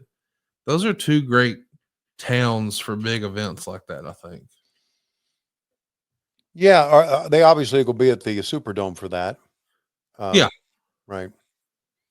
Yeah, New Orleans is a cool town. The entire state of Louisiana has always done well for us. So, as you know, we've been working a lot of theaters lately. I love the look on TV too. It's great. You're thinking like, wow. So that one over in Atlanta, what was the name of that building? Shit Stage? No. The one you just ran in AEW. Oh, the one I just ran. Oh, sorry. Oh, no. What was the something center? It was the Gateway Center Arena. Center. Yeah. Right. That's a fucking cool building. That is. That's where the WNBA team plays. That's what they told me, and they said it actually does pretty well. And I guess there's a women's pro volleyball team there. I guess the guy at the building was saying, and he said those tickets go for a lot. And I'm like, there's that much of an appetite for women's volleyball? And he's like, oh, dude, it's very competitive. You know why? You know why, don't you? You really think that's it? Yes, I do. Okay. Volleyball is a cool sport when you've seen it play at a high level. Okay, cool sport. All right, guys, I got to admit, as a small business owner, I paid my fair share of stupid tax along the way. One of the things I did is I trusted my TV and radio reps who had served me well when it came to buying radio and TV. And then they tried to sell me digital, and I fell for it. And I thought, hey, man, this guy knows all about advertising. He knows what he's doing. It turns out those people who work at the radio stations and TV stations who are trying to sell you digital, and what I mean is Hulu ads, Amazon ads, YouTube ads, maybe SEO, maybe pay-per-click, targeted display. Have you heard any of this before? Of course you have. But the people who were pitching that to you Man, they're just trying to make a commission off of you. They don't know what works and what doesn't work. Besides, they find themselves in your office first to sell you radio or TV. This is just to see if they can squeeze you anymore. What you need is a professional. I mean, listen, if you broke your arm, would you run down to Jiffy Lube for a solution? No. So why would you think that you're going to buy digital from a radio company? Why would you buy internet advertising from a TV company? Go with who you know, like, and trust. And for me, that's Eric Nichols at Envision Marketing Consultants. He helped me with my mortgage company, and he can help you too. And I mean, no matter what you're looking for, B2B, retail, food and beverage, manufacturing, nonprofit, even small business owners. I got a buddy of mine who cleans windows. I got another buddy who's got a restaurant. Man, everybody I know is talking about and bragging about all the great work they're getting from my guys at Envision Marketing Consultants. This is a true endorsement for me, for Eric Nichols, so much so that when you look for Envision Marketing Consultants, check this out, conradsguy.com. And they got this name because so many of my friends would say, hey, call Conrad's Guy. Hey, I wonder what Conrad's Guy's doing. Well, find out for yourself and grow your business with my buddy. You're going to love him. I'm telling you, go out of your way. Check out Eric Nichols at Envision Marketing Consultants. If you're really trying to grow your business, you're really trying to get it to the next level, just use my guy. Go right now to conradsguy.com. That's CONRADSGUY, conradsguy.com. Look, Let's do another question here. Coach Rosie is pointing out and says, did you see Lex Luger is working with DDP to get him to walk again? did not see that. Wouldn't that be a story? He's been working on it for a while. We talked about it, I don't know, at some point last year. And he just posted a new update, and he's got Lex standing up out of the chair, and they're going to keep working at it. And man, what a story that'll be one day if he, gets out of that thing. And I'm pulling for him. Me too. Speaking of Heenan standing up right now, if you're watching this.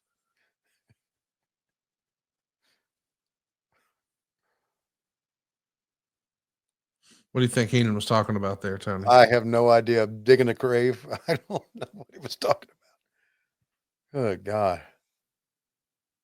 So anyway, Luger we were talking about the Gateway Center Arena.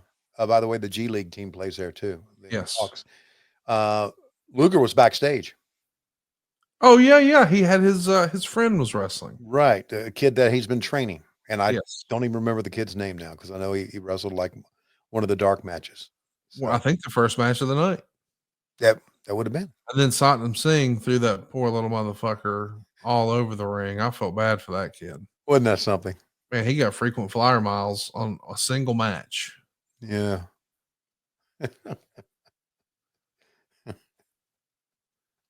What was your when you think of Bobby and your time together, do you remember like one trip above all others? Like if you could say, hey, of all the time we spent together, if I could go back and redo and relive my favorite moment ever with Bobby Heenan, it would be this one right here. It would be when, what would it be? It's the one that I put on the one that I put on the comic book, where we went to this store, this convenience store, and Heenan was in one of those just silly ass moods. And it would be that one, to where he, destroyed everything on the counter by being quote unquote clumsy, right? And he's reaching for it, and he grabs a girl on the boob accidentally, right? And is reaching for something, goes, oh, sorry. Oh, I'm sorry. And he would just, we all had something. We were all in line, right? Me and Tanae and Lee Marshall. We were all in line with drinks or chips or whatever. And when that happened, we all just put our shit down and walked out, because we were dying laughing so much. My God.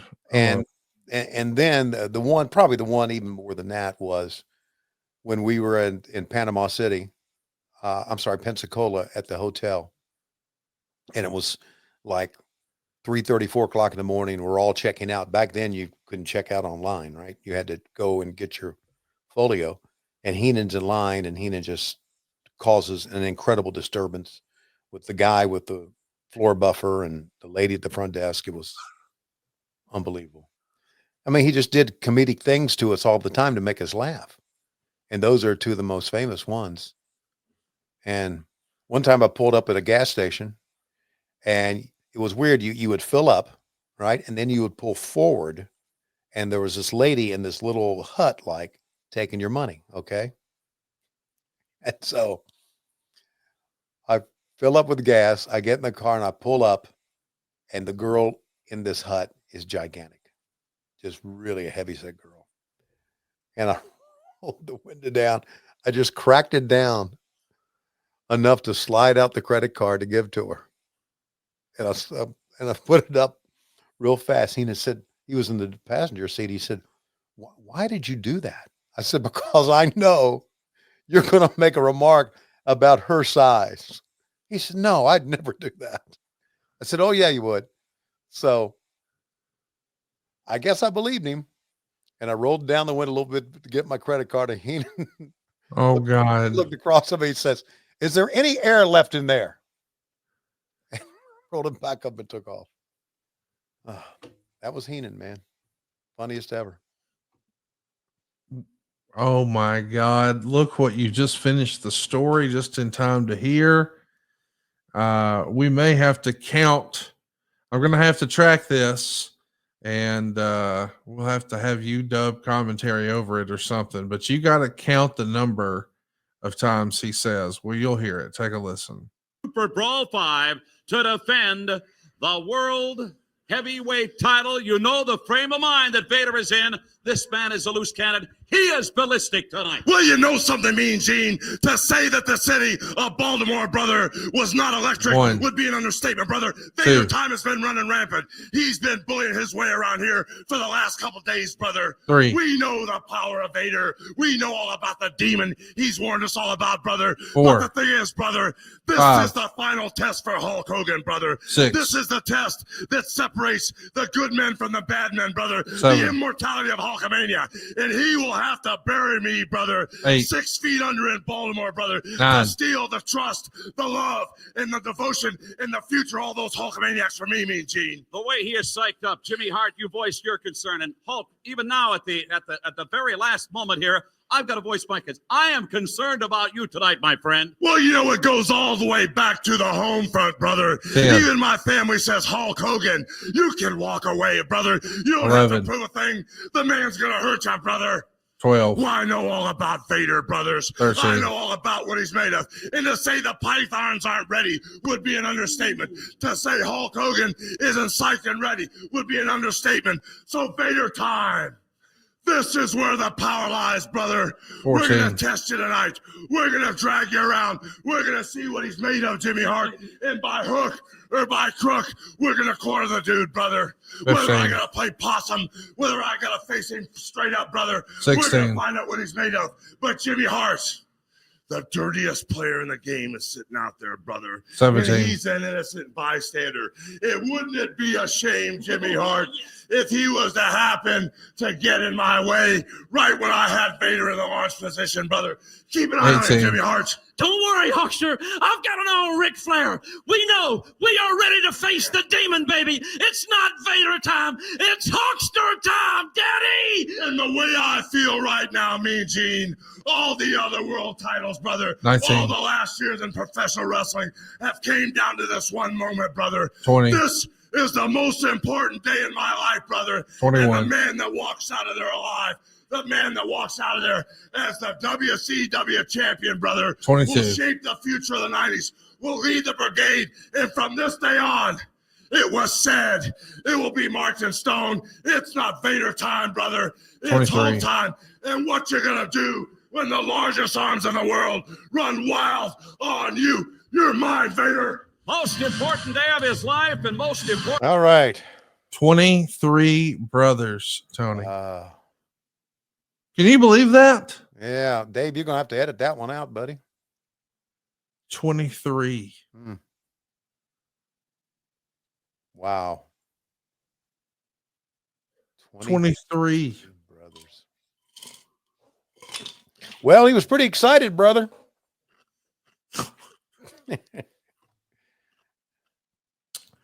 Here we go. We're going to get 15 minutes and 10 seconds here. And it was a very well received match, wasn't it? By the way, check out what Meltzer wrote here. Okay. Tony Schiavone was okay on play-by-play, considering that while usually it's a positive, on this show it was a major detriment working with the most dangerous color commentator on the face of Earth.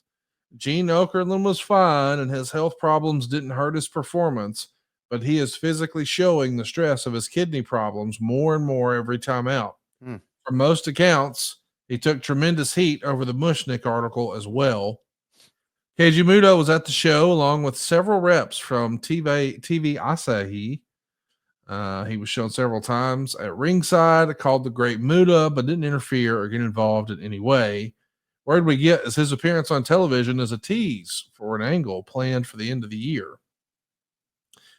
So yeah, I thought that was interesting that they're talking about your commentary and Keiji Muto being there. And do you remember this show, like actually being at this show and the vibe about this first Hogan Vader match? Was there concern about what would happen when these guys were in there? Yeah. I think because we saw the angle too, when they played the package, there was real heat. Yeah. Between the two, what happened backstage there. So yeah, because I mean, let's talk about it like this. If this ended up being a shoot, right? Yeah. Who would win? I mean, Vader destroys him. You really think so? Oh yeah. I think for all of his luster and all of the character that he's portrayed and all the heat that he's taken, I think Hogan was a lot tougher than you thought back then. Well, I'm just saying Vader was an offensive lineman. Okay. So I mean, he was hand to hand with and professional athletes. I saw Paul Orndorff stomp his ass right in front of me too, to be honest with you. Well, yeah, I guess everybody can hit a punch. Right. Yeah, you're probably, if this was a shoot, it probably, but the good news is, I think, if I remember this correctly, they put all this behind him and worked a match. Yeah, so check this out. I mean, it is interesting to think about. They only worked, believe it or not, 2 house shows. Everything else they did was a pay-per-view. This is the very first time Hogan's going to win by DQ in 15 minutes and 8 seconds. Okay. They do a house show a week later at the Rosemont Horizon in the suburbs of Chicago. Hogan wins by countout. Right. And the next day they do one at the Cobo Arena in Detroit. Once again, Hogan wins by countout. But that's it. Every other time they would wrestle, including next month at Uncensored 95, it's on pay-per-view. That one was in Tupelo, Mississippi. Hogan would beat Vader in a leather strap match. And 2 months later, they'd hook up again, but this time as a tag team affair. You've got Hogan and Savage on one side, Flair and Vader on the other for Slamboree 95, a Legends reunion at the Bayfront Center in St. Pete. And then, of course, 2 months later, famously, WCW Bash at the Beach 95. That's on the beach in Huntington, California. Hogan gets the win clean, 13-13. And this is the time when Vader, if you recall, jumped off the second or third rope and actually hurt his shoulder. Wow, I don't remember that. When he winds up leaving WCW and making his debut for Vince, he has an angle where he attacks Gorilla Monsoon, and they quote unquote suspend him so he can go get his shoulder fixed. But it happened in that match on the beach in Huntington in July. He just hung on until January before he got surgery. Wow. We've done that bash at the beach in Huntington before. Yes. Yeah. Rodman was there. Yeah. I didn't remember it as, I remember when we watched it, it being much worse than I thought of at that time. Yeah. Yeah. Yeah. It did not age well. No, it did not. Yeah. But so much of wrestling back then, doesn't. Like, I mean, even Hulk Hogan as champion today, I don't think would work.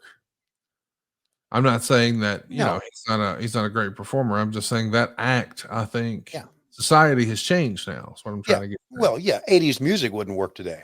That's right. And Hulk was a champion. Of course, during what I think in my life,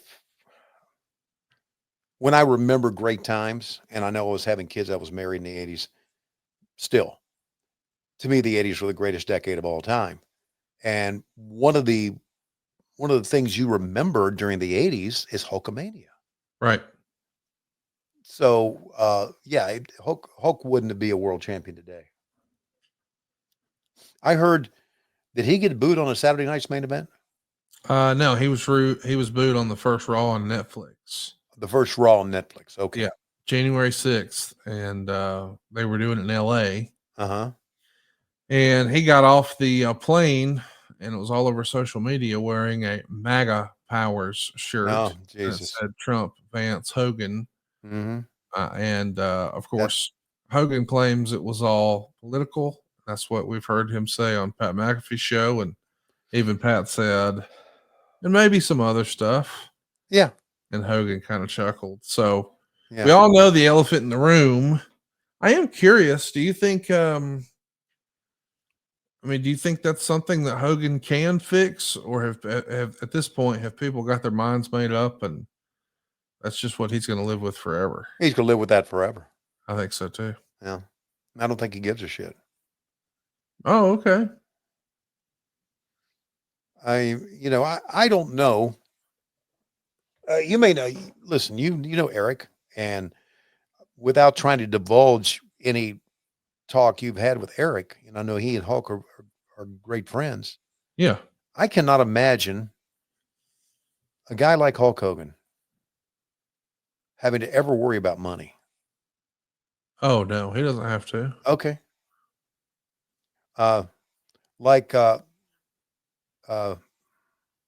Thanks to that Gawker thing, he didn't have to do anything ever again. Yeah. So, I think even Hogan has said that, he's got a certain amount of money and he gets an allowance. And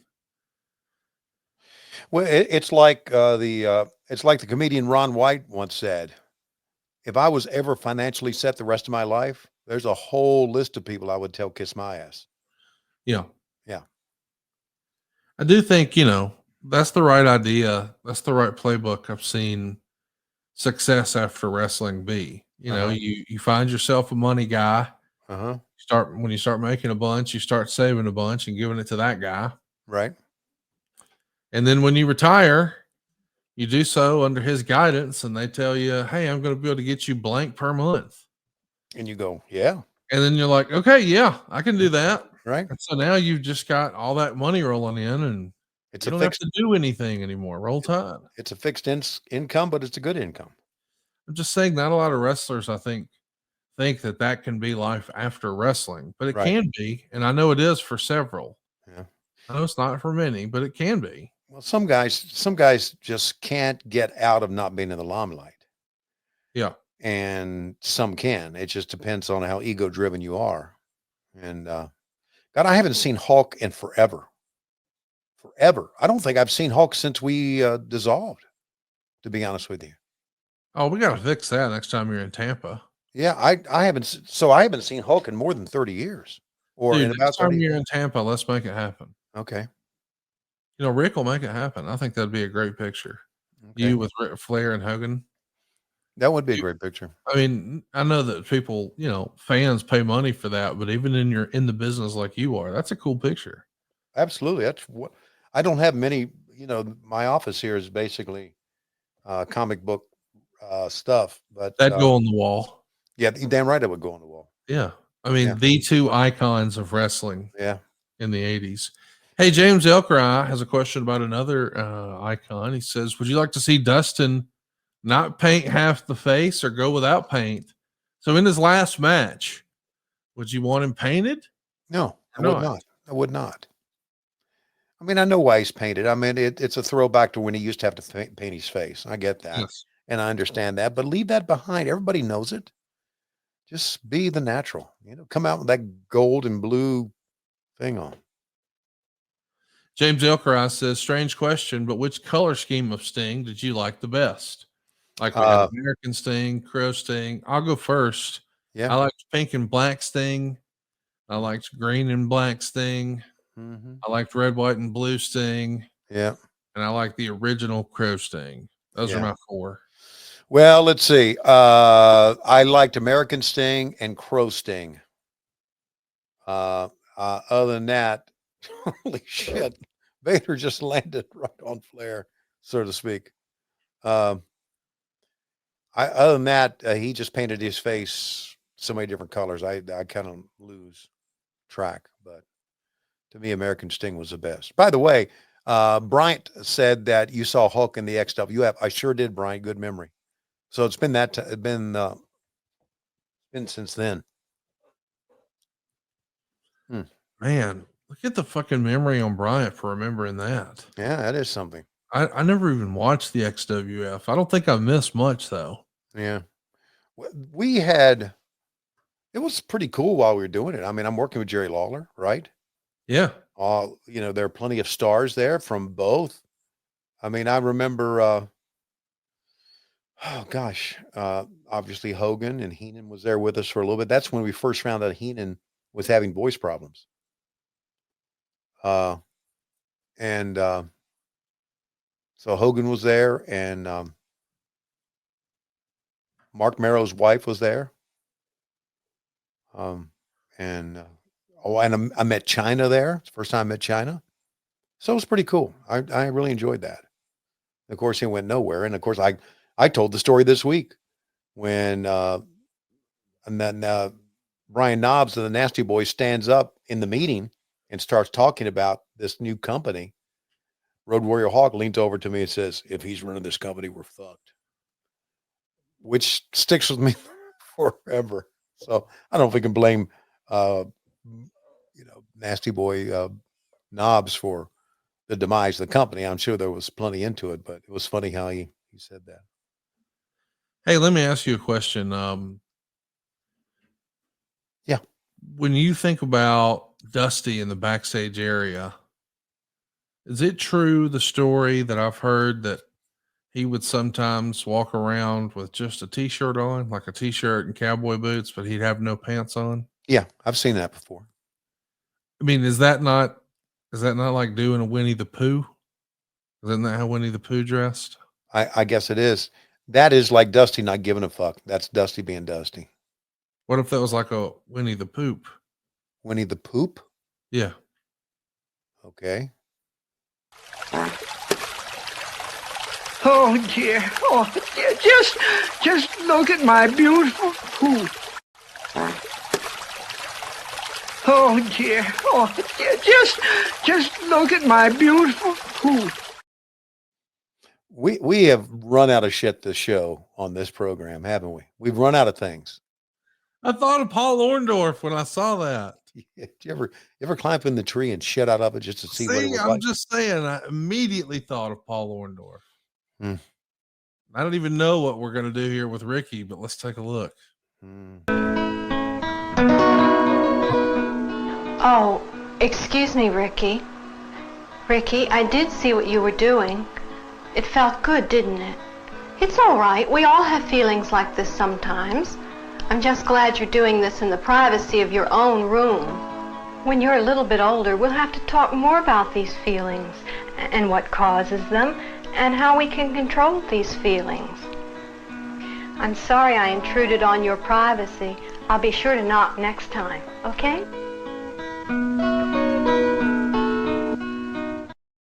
Did you ever see that PSA in real life, Tony? I've seen it before. I can't remember if I saw it in real life or have seen it online. I can't believe that was really on TV, Tony. It's amazing, isn't it? I mean, that seems like the most uncomfortable parenting conversation of all time. She sounded like she was confident in what she was doing. I mean, it feels like she's had to say that to a lot of children. My goodness. Could you come over here and talk to my kid? I'll be right there. Meanwhile, I'm trying to figure out if the fans are in this match or not. I think they are. They popped a couple of times when Hogan was doing something offensive. We'll find out when Hogan makes his big comeback. That's right. Exactly how much they're into this match. But you know what? Again, I remember this match being much better than I thought it would be. 3.25 stars, even according to Dave Meltzer. Yeah. Believe it or not, I mean, I think that's probably the highest rated match on the show. How many times can you say that Dave Meltzer rated something with Hulk Hogan in it the highest on the show? I mean, even better than everything on the pre-show. Do you think 3.5 stars is the most he's ever given a Hulk Hogan match? No, I mean, he had to give like Hogan Rock. He had to give more than 3.5 stars. Yeah, I think so. He had to. He Yeah. just had to. Well, Vader's setting up for the big moonsault here. Yeah. I mean, has he got one of the most impressive moonsaults of all time? For a guy his size, amazing. By the way, these guys won the best match poll, even amongst the readers of the Wrestling Observer. Yeah, here it goes. It's the first WCW show to have more than 10,000 paid customers since 1989. Wow. And it's the third largest gate in the history of the company. Mm. I mean, this is a big deal. Yeah, and of course, this is pre-NWO, and it's pre-Nitro even. It is pre-Nitro. This is where we were just promoting a show off of WCW Saturday Night. That's right. I mean, when you think about it like that, you should be damned impressed with yourself.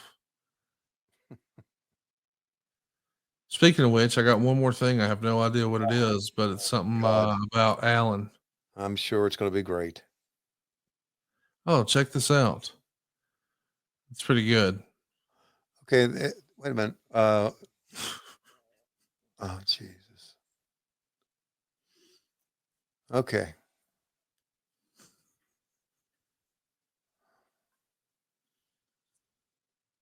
You don't think that's funny? I think it's stupid. I mean, I think it shows the stupidity of people. Oh, this picture must have been taken from before he died. Yeah. That's probably that guy probably wasn't trying to be funny. He was just stupid. Yes. And then Alan says, well, it wasn't after. I mean, did you think they weekended Bernie's to Owen? They didn't. I am sure glad I'm off Twitter and Instagram and TikTok and Facebook. Still on Grindr though, right? Nope, not on Grindr either. You got to get hot about it. Yeah, I do got to get hot about it, motherfucker. Wow. Okay. That escalated quickly. Sorry. It did. Got out of control. Thinking shit, I may have to text him after and say, hey, I'm sorry. I know you're not actually gay. I was just fucking around. That'll be funny. I'm sorry. This is one of my favorite parts of Vader's wrestling, when he would get somebody in the corner and pound him with his forearm shots. Oh yeah. That was great, man. He probably really nailed him, but it looked good, whether it was a work or not. I love how Vader do that. Take your time.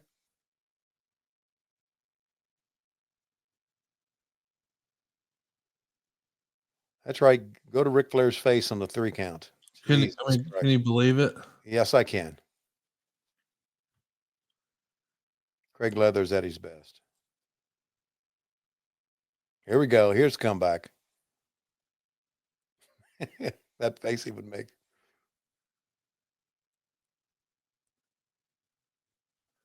Yeah, one fan. He did have a formula, didn't he? Oh, yeah, he did. And the fans bought into it. I always thought it's funny because people always viewed that as a criticism for Rick. They'd say, oh, he's a routine man. Yeah. But it's like, look at Hulk Hogan. Like, everybody knows what's going to happen. He's going to take a big move from the heel. He's going to stand up and get on his knees and shake his head, make the big breaths. Mm-hmm. And he's going to stand up and start shaking all over. And he's going to block 1, 2. He's going to block a punch and then hit him 1, 2, 3 into the rope, big boot, leg drop, done. It was that formula in that order for fucking 15 years. Yeah. And how about Vader kicking out of it? Huh? Yes. Tremendous. That is big deal. Yeah, that is a big deal. Look at all the fans. They're on their feet, man. Yeah. Yeah, they are. Not only that, Conrad, there are a lot of formula wrestlers still out there today. Oh, yes, of course. Yeah. I just don't think that's a bad thing. Like, no, it's not. Hulk Hogan fans, they paid to see exactly what I just laid out. Right, exactly. If they did anything different, they'd feel like they got cheated. Right. And that's, I mean, even when you interview Rick and you talk about that, he'll bring up, his favorite wrestler of all time. And that, if he couldn't see Ray Stevens do that flip in the corner, he felt like he'd been gypped. He was pissed. Right. Exactly. So he never wanted to do that to somebody. And it would be like going to see a classic rock band and they're like, no, we're just going to play our new stuff. Bitch, you better play the hits. Exactly. I want to hear your new shit. I'm gonna have to sit through it, but you better play them hits. Right. Oh, look at this, man. How classic is that? I mean, I know at this point they've been doing it since July of the prior year, but the fans are so into Hogan Flair, you can tell. Look at Flair's reaction. Flair sells everything he does. Yes, he does. Like he's dying. I know.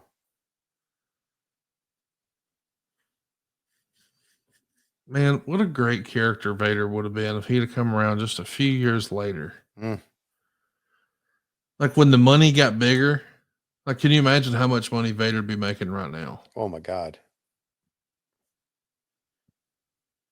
I mean, he'd be the AEW World Champion. I think so. I don't think there's even a doubt. And imagine like him and Kenny Omega, him and Okada, him and Will Ospreay. Man, that's crazy to think about.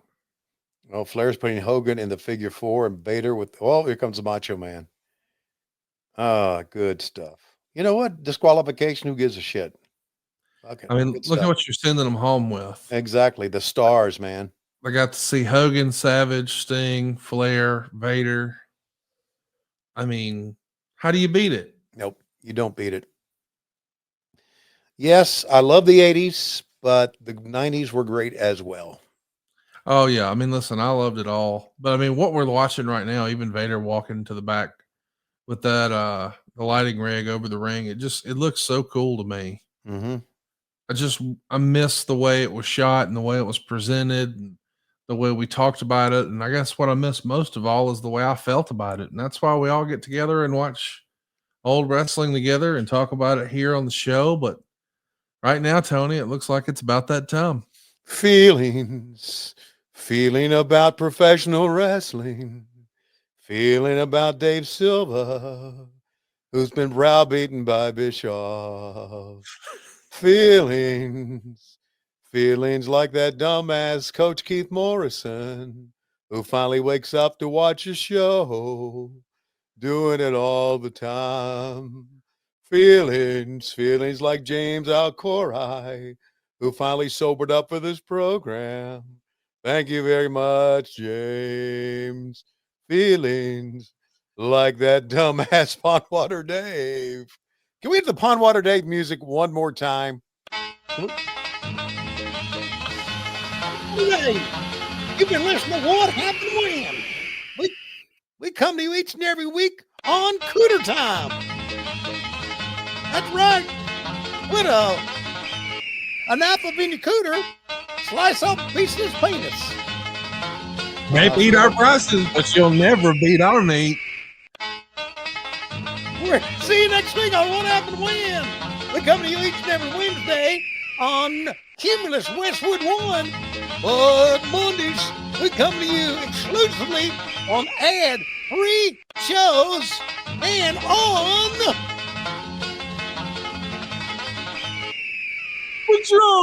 Patreon.com/WHW Monday. Take it all home, boys. Hey, it's Conrad Thompson here to tell you a little more about what adfreeshows.com is all about. Get early, ad-free access to more than a dozen of your favorite wrestling podcasts every single week, starting at just $9. That's less than 20 cents an episode each month. And yes, you can listen to them all directly through Apple Podcasts or your regular podcast apps. How easy is that? Ad-free shows also has thousands of hours worth of bonus content and docuseries like Title Chase, Eric Fires Back, Conversations with Conrad, and The Insiders.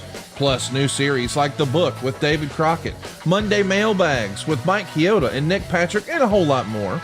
And you want to talk about early? You can't get any earlier than listening to the shows live. You can be a part of the live studio audience as we record the podcast. Plus, ride shotgun alongside your favorite childhood heroes for live watch-alongs, Q&As, and other interactive experiences every single month. Come on now, see for yourself what thousands of other wrestling fans from around the world have discovered, that adfreeshows.com is the best value in wrestling. Check it out today, and hey, when you do, the first week is completely free. adfreeshows.com.